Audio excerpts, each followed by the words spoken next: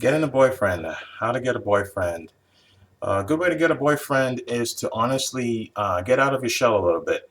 If you if you're having a hard time getting a boyfriend, a big reason for that could be because you're staying within your comfort zone. So you're essentially doing the same things that you normally do. You're hanging around the same people. You're going to the same places when you go out. A good way, honestly, to get a boyfriend is to break out of that. Get out of that routine. Get out of the routine of hanging out with people that you're hanging around only your circle all the time, going to the same places that you and your circle of friends go to all the time. You need to break out of that shell. Okay. If you expose yourself to more people, if you expose yourself to new and different environments, then you're going to have a much better shot at actually getting a boyfriend, finding a guy that actually is interested in you.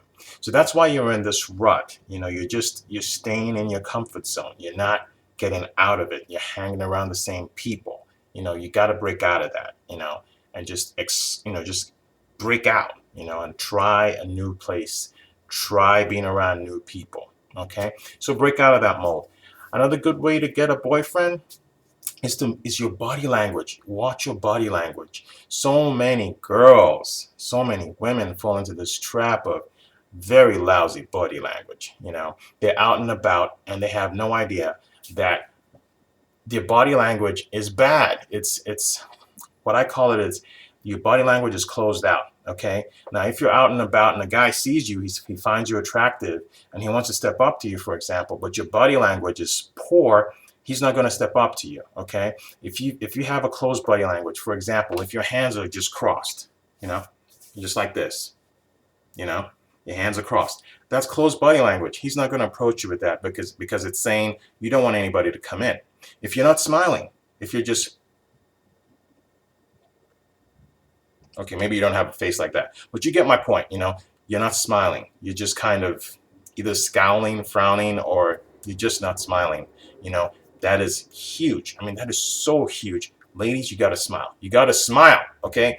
So if you're not smiling, that's closed up body language, and he's not going to approach either. So when you're out and about, just have an open form of body language. Okay. Smile more. Make eye contact with people. Don't look down. I mean, a lot of women, they don't.